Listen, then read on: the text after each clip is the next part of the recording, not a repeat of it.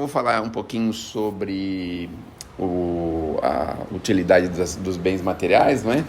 Porque normalmente a gente excede, seja na alimentação, a gente pega uma doencinha aí chamada ambição. Normalmente a pessoa muitas vezes veio da dificuldade, mas no meio do caminho ganha essa doencinha e aí perde o caminho, começa a enveredar por esse caminho. Aí ganha aquela possibilidade de não querer dividir nada, que é só juntar, porque ele fica com aquela ideia, né, de que ele tem que ter muito, tem que usufruir de muito e tudo. E o pior de tudo isso é que muitas dessas pessoas, elas não conseguem usufruir daquilo que elas estão guardando, esses nossos irmãos que são considerados ávaros, né, esses nossos irmãos que têm muito dinheiro e não usa para nada, para ninguém, nem para ele mesmo. Eu conheci um senhor de Santo Amaro, e esse senhor, então, ele afiava gilete, comprava um marmitex, dividia em 4 para comer um pedacinho a cada momento do dia, né? Almoço, jantar. E o bairro de Santo Amaro, principalmente aquela região central, não se desenvolveu porque era praticamente dele tudo aquilo. E aí, brigas de família, essas coisas. Então, a pessoa viveu com uma quantidade enorme de recursos, mas não conseguiu fazer isso, movimentar, ajudar, favorecer, multiplicar para outros, né? Aquele medo de perder, aquele medo de usar mal, aquele medo de favorecer quem não merece, aquelas coisas que a gente tem quando a gente está nessa condição. E aí acaba muitas vezes perdendo uma encarnação de uma forma triste, né? Porque o recurso está na sua mão por algum motivo, não é? Bom, a gente já ouviu falar aí de um investidor da Bolsa de Valores que é um bilionário, e outro dia ele fez uma declaração e disse que ele vive com 8 mil reais muito bem. Ele tem 2 carros usados e para ele está tudo certo. E aí vem um outro paralelo e diz o seguinte: mas eu acho que ele não entendeu bem o propósito, né? Porque se ele tem a casa do bilhão, imagina uma pessoa que detém a posse de bilhão. A gente não consegue nem imaginar o quanto é isso, a gente que é Zé Povinho, né?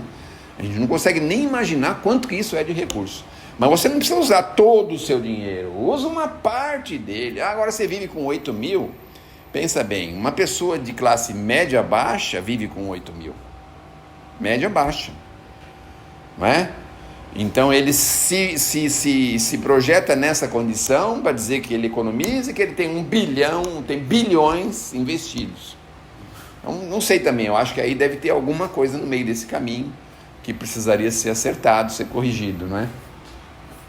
Então é sempre assim, ou a gente vai lá para a mendicância, né? Porque tem gente que gosta de viver igual mendigo e tem muito recurso, ou tem recurso suficiente que não precisaria viver dessa forma, ou a gente está lá na casa dos bilhões também que não favorece ninguém, não faz nada.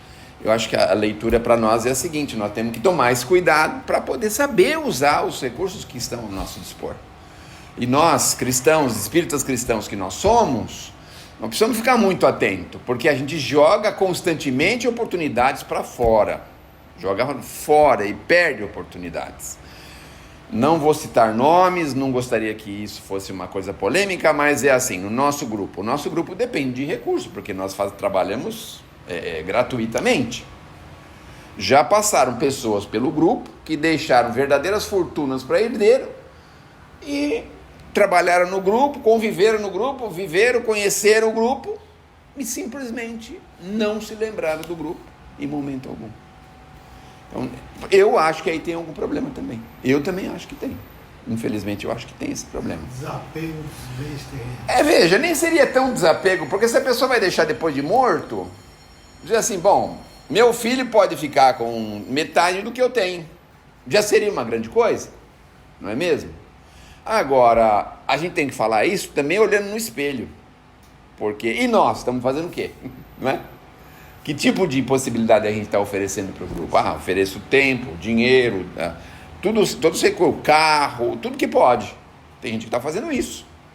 Então, está ciente do seu trabalho, da sua necessidade, está ciente do que está realmente realizando aqui. Então, a gente tem que olhar sempre no espelho, porque às vezes a gente comete erros dessa natureza. E olha, o nosso grupo sempre conviveu com a ajuda espiritual. Não podemos dizer que foram os espíritos que falharam com o grupo, porque os espíritos podem estar alertando a gente, alertando, e a gente simplesmente se fecha, simplesmente faz isso. Então, esse talvez seja o cuidado que a gente poderia